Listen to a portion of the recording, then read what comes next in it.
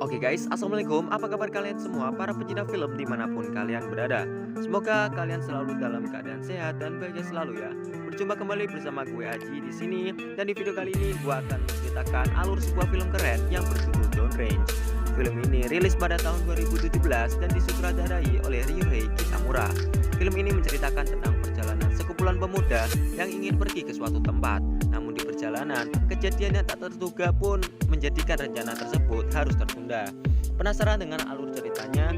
Rilekskan pikiran kamu dan tanpa berlama-lama lagi, langsung saja kita masuk ke alur filmnya. Dan now,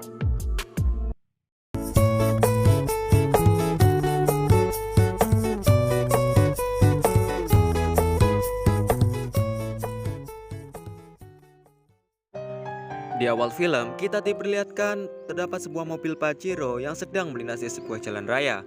Tiba-tiba salah satu dari ban mobil tersebut pecah sehingga para penumpang yang ada dalam mobil tersebut terpaksa harus berhenti dan keluar. Ternyata terdapat sekumpulan anak muda yang masih menjadi mahasiswa yang berjumlah 6 orang. Meskipun dalam keadaan susah begitu, salah seorang dari mereka yang cantik yang berambut pirang memanfaatkan momen tersebut untuk selfie bersama temannya dan akan dipamerkan di sosial medianya. Terlihat di sini para pemuda laki-laki akan bertugas untuk mengganti ban supaya cepat selesai. Di sini ternyata dalam posisi ban bocor, mereka tersebut tidak terdapat sebuah sinyal sehingga mereka menjadi agak kesal dan kebingungan karena tidak bisa upload dan membuka Google Maps. Beruntung salah seorang perempuan yang berjaket hitam berhasil mendapatkan sinyal di posisi tersebut sehingga mengetahui di mana mereka sekarang. Perempuan yang berbaju pink ini bernama Sarah, cewek jaket hitam yang bernama Karen, dua anak muda yang ada di dalam mobil yaitu bernama Jeff dan Jody, pria hitam manis bernama Eric, dan pacar dari Sarah yang bernama Todd. Di sini mereka berusaha mendapatkan sinyal untuk bisa meminta bantuan untuk memperbaiki mobil ban tersebut. Ternyata tujuan mereka bersama naik mobil ini adalah untuk menemui saudara dari Jody yang sedang merayakan ulang tahun dan ingin memberikan surprise kepada saudaranya. Tetapi untuk sampai ke rumah saudaranya itu, mereka harus melewati jalanan yang sepi dan tidak ada keramaian sama sekali karena rumah saudaranya itu berada di desa terpencil. Di sini Sarah merasa mulai aneh karena melihat sebuah karangan bunga dan figura karena di tempat sepi tersebut dan sama sekali tidak ada mobil yang lewat di jalanan itu. Kemudian Eric pergi untuk buang air kecil di sebuah semak-semak dan terlihat Todd dan Sarah dalam keadaan begini masih saja untuk berpacaran dan saling menggoda satu sama lain. Sampai-sampai Todd di sini meninggalkan Jeff sendirian untuk mengganti ban tersebut. Jeff yang sedang tengah sibuk memperbaiki ban, tiba-tiba salah satu ban dari mobilnya malah menggelinding karena posisi Jeff berada di jalanan yang menurun. Tak disangka ketika Jeff hendak mengambil bannya, ia melihat sebuah peluru di jalanan dan akhirnya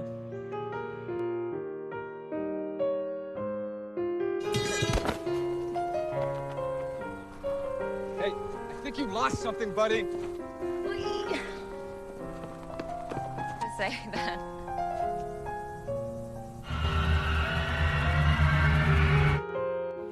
ternyata Jeff sudah terkena headshot di kepalanya dan seketika itu juga tewas di tempat.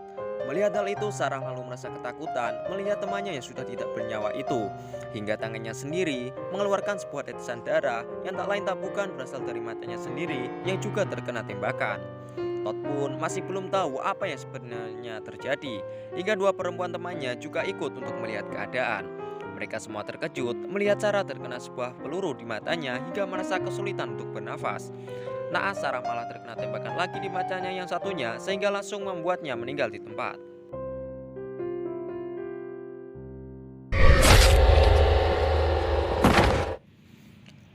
Tiba-tiba suasana yang awalnya kondusif dan aman, yang tak terjadi apa-apa, tiba-tiba menjadi sangat mengerikan. Mereka berusaha menghindar dan berlindung di balik mobil Pajero tersebut. Sialnya, Eric yang baru saja pipis dan tidak sempat untuk berlindung di mobil, sehingga ia menjadi bahan tembak-tembakan dan berlarian dan berlindung di sebuah padang pohon. Dan di sana mereka dibuat kebingungan karena tidak mengetahui letak si penembak tersebut yang sudah menewaskan teman-temannya.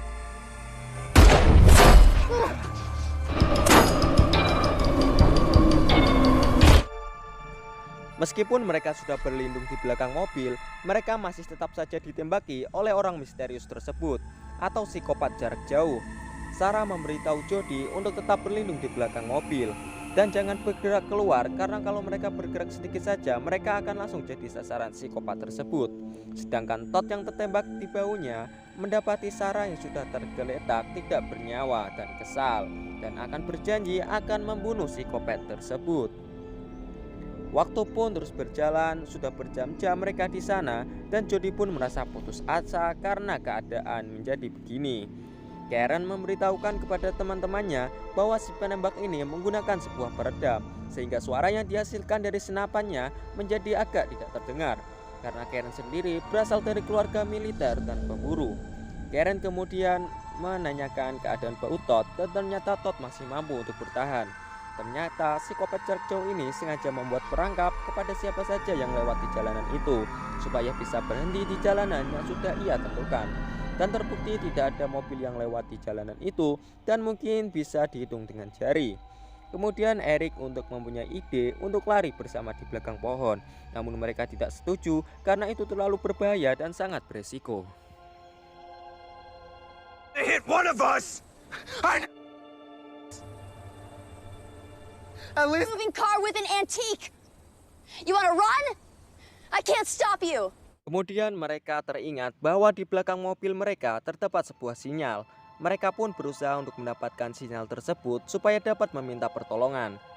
Namun sayangnya ketika sudah mendapatkan sinyal dan ingin menghubungi 911, tetapi mereka terkena tembakan dan HP-nya pun hancur. Dial 911.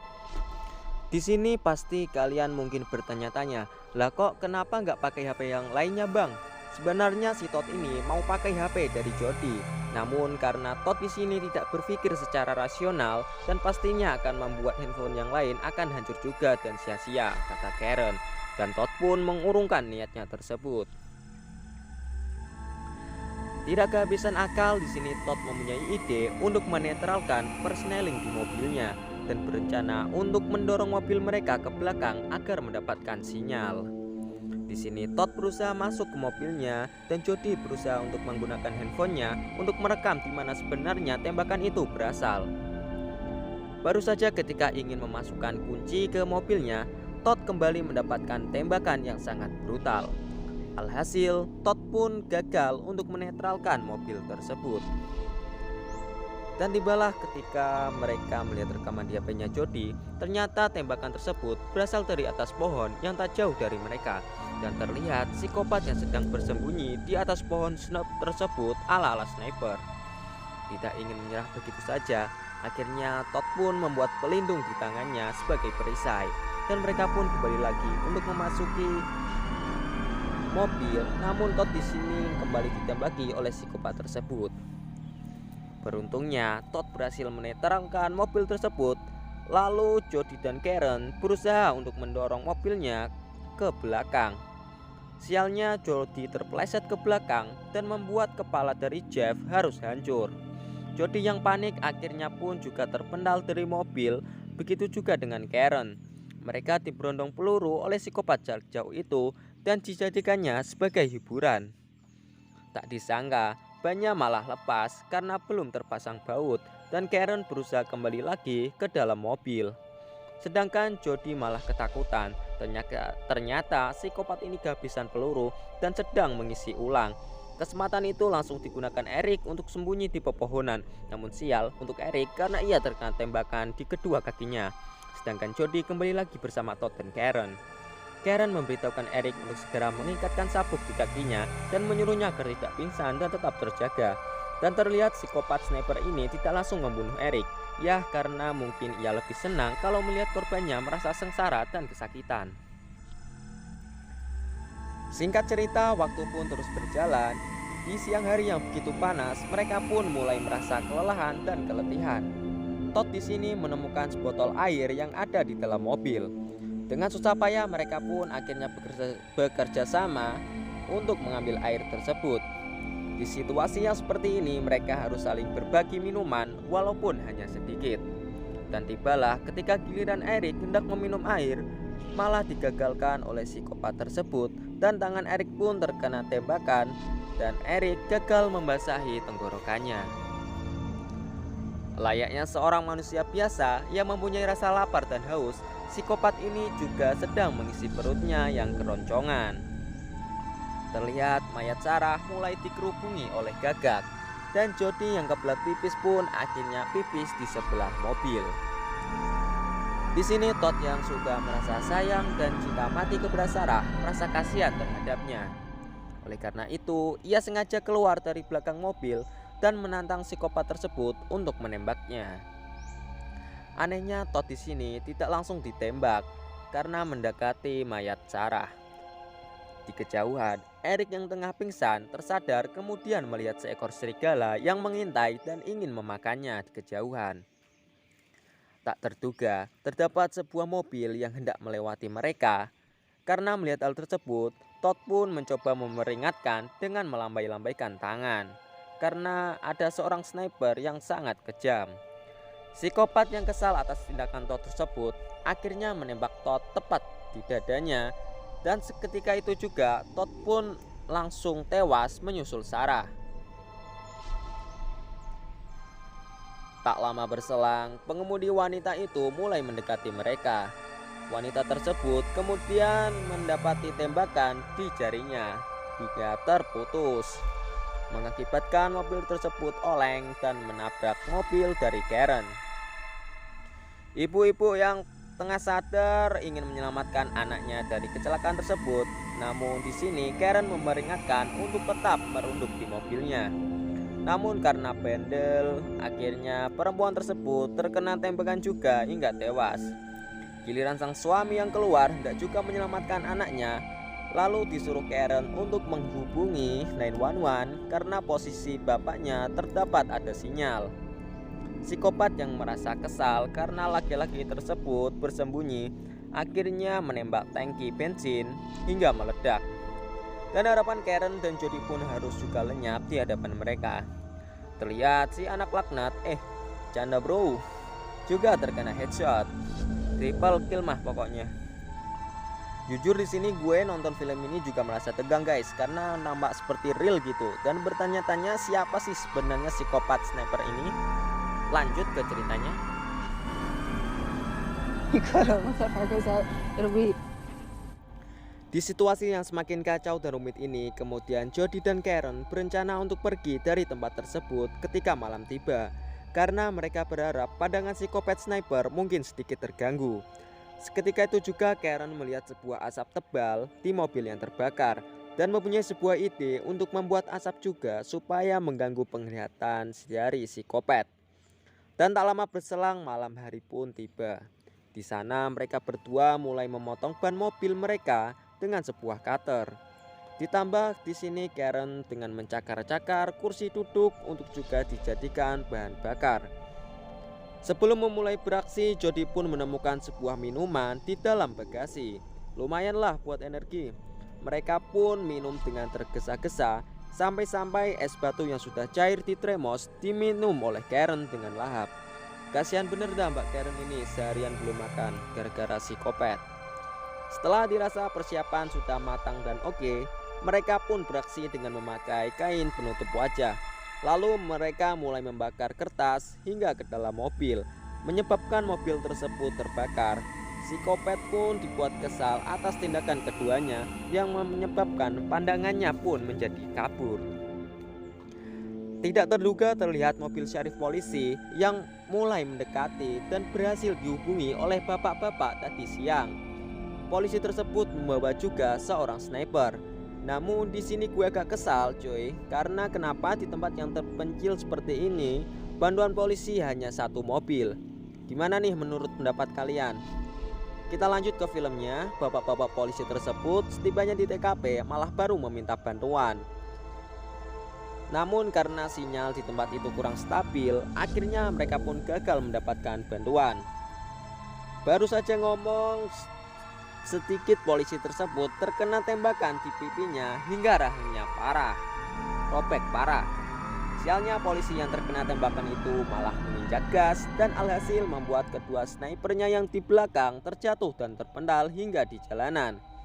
Dan salah seorang sniper polisi juga terkena headshot tepat di kepala yang pelontos. Licin. Karen kemudian mengajak Jody untuk kabur mumpung ada asap tebal, tetapi Jody yang penakut malah enggan kabur bersama Karen. Akhirnya Karen sendiri yang berdiri kabur di kepungan asap yang tebal. Sialnya ketika berada di tengah-tengah asap, asap pun mulai menghilang. Karen tetap berusaha berlari, namun sayang Karen juga harus terkena tembakan hingga tersungkur. Melihat temannya yang tertembak, Jody pun memberanikan diri untuk mendekati mobil sheriff polisi tersebut. Dan di sini terjadilah adegan tembak-menembak yang seru antara polisi dan psikopat. Namun polisi dan sniper itu bukanlah lawan yang sepadan hingga sniper polisi tersebut juga terkena headshot. Dan tersisa tinggal polisi satu yang selamat dan juga ingin melawan psikopat. Namun sayang juga harus tewas di tangan psikopat. Di sini Jody yang semula penakut mulai mengamuk dan menyetir mobil polisi tersebut dengan sangat barbar, mengincar pohon dari tempat persembunyian dari psikopat. Walaupun di sini Jody harus rela dihujani tembakan dengan keras, namun usahanya pun tidak sia-sia ketika sudah mendekati pohon. Lalu ditabrakannya mobil pickup tersebut bersamaan dengan jatuhnya psikopat ini yang sedang bersembunyi. Terlihat psikopat yang mempunyai kostum seperti sniper beneran ini kemudian bergelantungan di atas pohon dan berusaha untuk melepaskan diri dengan menggunakan pisau. Jody yang ketakutan melihat sosok yang selama ini yang telah menghabisi teman-temannya mengambil senapan psikopat tersebut dan menembakkannya tepat di dadanya.